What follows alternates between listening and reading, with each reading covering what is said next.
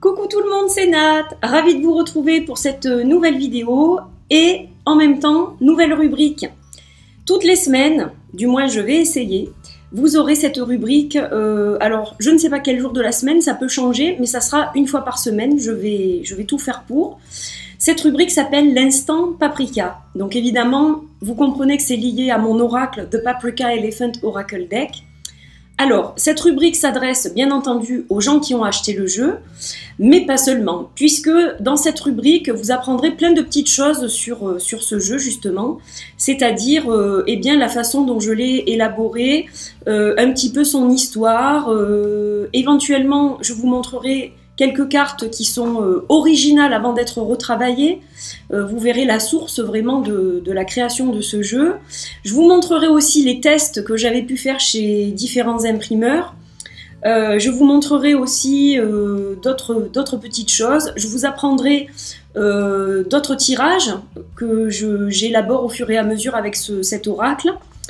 Parce que c'est pas parce qu'on crée un oracle qu'on a la science infuse complètement tout de suite. Nous aussi, en tant que créateurs, on apprend à le découvrir et voir comment on travaille avec lui. Voilà, ça c'est propre à chacun. Donc même si c'est mon jeu à moi, je le découvre aussi au fil du temps. Je découvre de nouveaux tirages. Je vois que je peux faire telle et telle chose avec, que je ne pensais pas au départ. Voilà, donc vous apprendrez des tas de choses, vous découvrirez des tas de choses. Je vous parlerai donc un petit peu de son histoire et puis à travers les cartes, un petit peu ce que je vois moi à travers chaque carte. Voilà, ça pourra peut-être aider certains d'entre vous à se connecter aussi avec le jeu. Et puis pour ceux qui ne l'ont pas, soit parce que vous ne souhaitiez pas l'acquérir, soit parce que vous ne l'avez pas vu à temps et que malheureusement donc vous n'avez pas pu l'acheter, et bien cette vidéo est pour vous aussi, elle est pour tout le monde. Voilà, ça vous permettra de voir de nouveaux tirages, donc qui ne sont pas spécifiques à l'éléphant Paprika. Vous pourrez tout à fait faire ces tirages avec d'autres jeux bien entendu. Voilà, vous découvrirez l'histoire cachée derrière certaines cartes. Donc c'est un petit peu un mélange de plein de choses en fait. Voilà, donc j'avais envie vraiment de partager ces petits moments avec vous parce que je trouve que c'est important quand on est créateur d'un jeu de proposer aussi d'autres petites choses voilà, pour apprendre à découvrir le jeu. Alors déjà, premièrement, avant toute chose, j'ai passé le message sur Facebook, mais bon, au cas où vous l'avez raté, sachez que le guidebook, finalement, je ne l'envoie pas, mais il est à télécharger sur le site paprikaelephant.weebly.com. Je vous mettrai tout dessous, de toute façon, dans la barre d'infos. Voilà, donc vous n'avez qu'à télécharger dans la langue qui vous convient. Vous avez le français, vous avez l'anglais. Ça, c'est la première chose. Deuxièmement, pour les personnes qui font des vidéos ou qui font des posts sur Instagram ou sur Facebook, n'oubliez surtout pas de me taguer ou alors d'utiliser le hashtag pour Instagram The Paprika Elephant Oracle Deck, donc le nom du jeu en entier, comme il est mentionné sur la carte de présentation. Ça me permettra de ne louper aucun de vos posts parce qu'en fait, depuis hier, je me rends compte que j'ai loupé pas mal de choses en fait. Et je suis désolée si je n'ai pas répondu à certains commentaires ou à certains posts, c'est simplement que je ne les ai pas vus en fait. Donc je fouille pour essayer de rien rater, mais il n'est pas exclu que j'en rate quelques-uns. Donc n'oubliez pas d'utiliser ce hashtag, c'est celui que j'utilise moi en fait, et au moins je pourrai voir tous vos posts, je pourrai commenter, je pourrai répondre, je pourrai partager, voilà. Donc, et puis ça me fait très plaisir de voir surtout comment vous vivez ce jeu et comment vous le percevez. Et puis je vois que vous lui avez fait un super accueil, donc ça déjà ça me fait chaud au cœur. Donc merci évidemment, merci à tout le monde, à tous ceux qui ont soutenu ce jeu. C'est quelque chose qui devient réel et j'ai du mal à y croire parce que il y a quelques temps en arrière, je n'aurais jamais pensé auto-publier mon jeu. C'est quelque chose que, voilà, c'est vraiment, je trouve ça incroyable encore. J'ai beaucoup de mal à réaliser en fait. Et puis de voir, en fait, ce qui m'a beaucoup, comment dire, alors touchée déjà, ça c'est sûr, touchée, mais vraiment interpellée et puis qui m'a fait un petit peu donc réaliser ce qui est en train de se passer, c'est quand j'ai vu quand j'ai reçu la notification du live d'Anne-Sophie Pau hier, et de la vidéo de Murmure de Gaïa.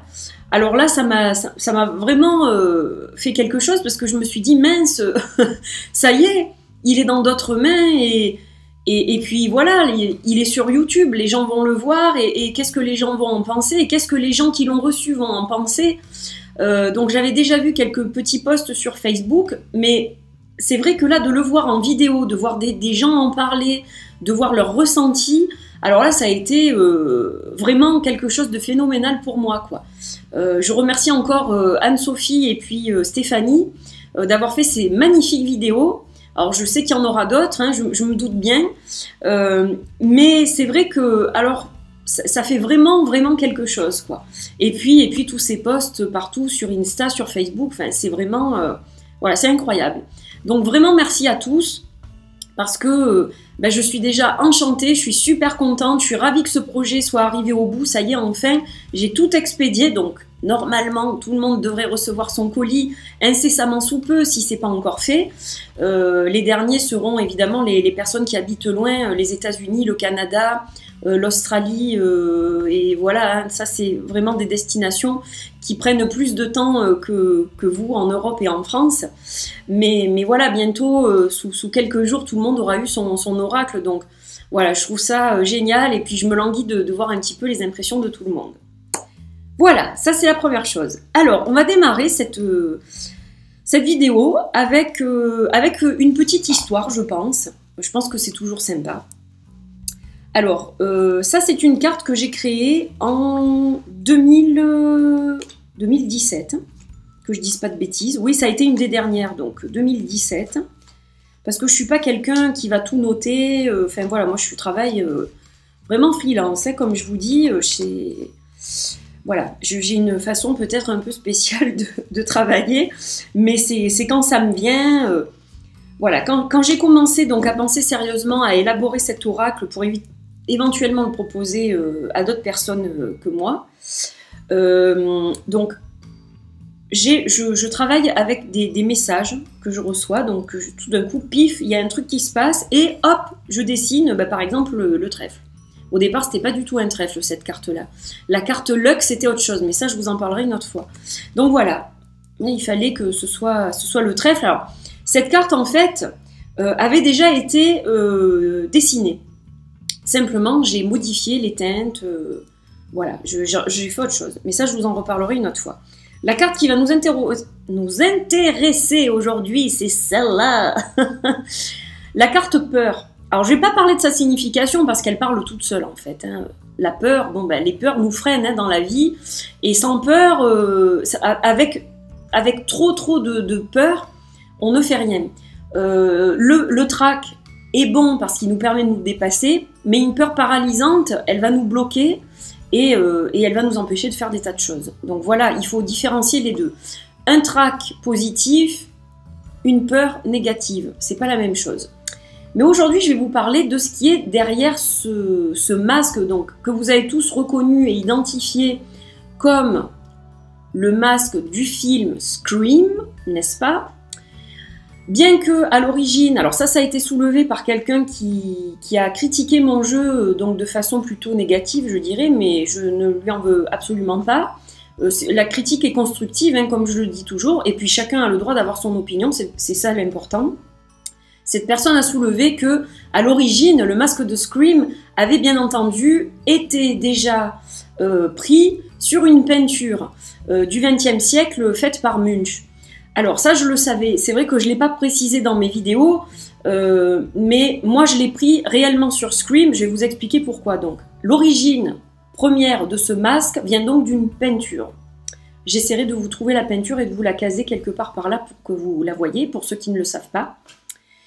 Alors, donc, qu'est-ce qui se cache derrière cette image? Eh bien, quand je vivais aux États-Unis, donc je vivais chez des amis, et on avait passé la période d'Halloween, donc tout le monde avait acheté des costumes, etc. Donc les costumes étaient retournés dans leur placard, voilà. Mais moi, j'avais très peur quand je regardais ce film, en fait. Ce film me faisait très peur parce qu'aux États-Unis, il y a toujours des faits divers, voilà, qui sont un peu, des fois, un peu bizarres, qui font très peur. Et il y a eu des faits divers, notamment liés à ce costume. Il y a des gens qui ont profité d'être déguisés comme ça pour faire des choses, bon, voilà, terribles. Donc voilà, ça m'angoissait beaucoup ce masque, ce costume. Voilà, j'étais pas tranquille. Hein, quand je voyais des gens déguisés comme ça dans la rue pour Halloween, ça me faisait toujours un peu peur. Et bon, donc Halloween étant passé, un jour, on avait fait une soirée avec les amis en question. Et puis, donc le matin, j'ai eu beaucoup de mal à me lever, mais bon, j'ai quand même réussi à grand-peine. Et voilà, la journée se passe, etc. Et puis sur le coup des 3-4 heures, là, je sens que je suis un petit peu fatiguée. Donc je dis, écoutez, aujourd'hui c'est samedi, relax, je vais aller faire une petite sieste. Parce que, voilà, j'ai besoin de récupérer. Donc je m'en vais faire ma sieste dans ma chambre. Et puis, à un moment donné, j'étais en train de rêver. Et je sentais quelque chose qui me caressait le visage. Et à force, cette chose-là m'a réveillée parce qu'elle était réelle en fait, c'était pas dans mon rêve. Et donc j'ouvre les yeux et penchée sur moi, je vois quelqu'un grimé en costume de Scream avec le masque. Et ce quelqu'un, en fait, était penché sur moi. Et en fait, quand j'ai ouvert les yeux, j'ai été paralysée. C'est-à-dire que je n'ai pas pu ni crier, ni bouger. Cette peur m'a complètement rendue immobile. Et j'étais tétanisée. J'ai eu très peur parce que j'ai pensé que quelqu'un s'était infiltré chez nous, en fait, comme j'étais toute seule à ce moment de la journée, mes amis étant allés chez les voisins pour boire un pot, etc. Donc j'ai eu très très peur, en fait. Et bon, mon ami, voyant que j'avais très peur, a enlevé son masque assez rapidement et a dit « Mais non, non, n'aie pas peur, je voulais te faire une blague et tout. » Et en fait, la peur que j'ai ressentie ce jour-là, je l'ai rarement ressentie dans ma vie. Et c'est pour ça que c'est ça qui m'a inspiré cette carte, en fait. À un moment, voilà, j'ai reçu comme un message, en fait, où on me disait de dessiner la peur. Qu'est-ce que c'est la peur pour toi? Qu'est-ce que c'est la peur pour toi? Et en fait, c'est ça qui est venu tout de suite. Et voilà comment cette carte, je l'ai créée, en fait. Donc, j'ai souhaité y mettre de la couleur parce que y a toujours quand même... si on a peur de quelque chose, c'est qu'il y a une raison. Et il faut travailler sur cette raison-là. Donc c'est pour ça que j'ai mis de la couleur un peu. Pour qu'on connaisse en fait l'origine de cette peur-là et qu'on puisse travailler dessus et qu'on puisse évoluer en fait tout simplement et ne plus avoir de blocage pour avancer dans la vie.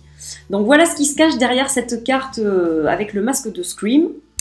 Donc ça, je voulais le partager avec vous. Et je pense qu'on va finir avec une petite guidance d'une carte. Voilà, on va faire ça tranquillou. Allez, c'est parti. Donc, je vais vous montrer les cartes que j'ai enlevées. J'ai enlevé la tristesse, voilà, parce qu'elle est en double. Donc, on utilise soit celle-ci qui est plus réaliste, soit l'autre qui est un petit peu plus abstraite.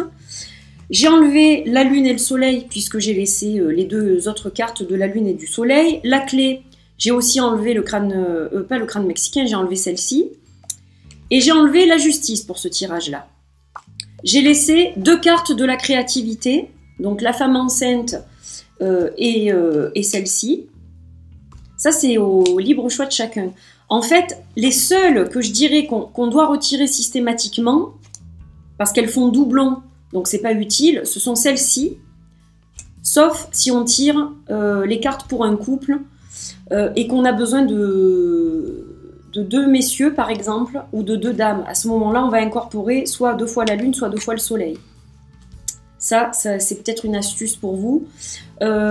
Ensuite, pour la justice, vous pouvez laisser la carte de la justice et de la balance parce qu'elles ont la même signification, mais celle-ci sera plus portée sur le côté autorité, sur le côté quelque chose de juste, etc. Alors que l'autre est plus sur le côté équilibre.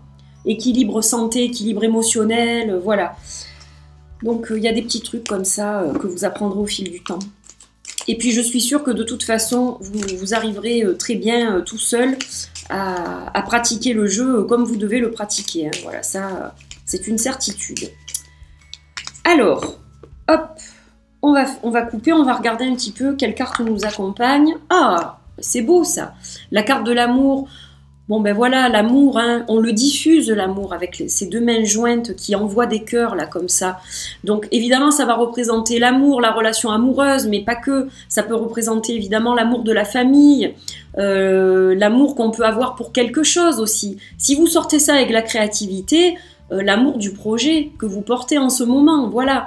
Donc de l'amour, je vous envoie plein de cœur, et puis je vous retrouve très vite pour notre partage à travers l'éléphant paprika. Encore merci à tout le monde, je vous embrasse très fort, je vous adore, et puis merci pour tout ce que vous m'apportez. Voilà, je vous aime très fort. Bye bye.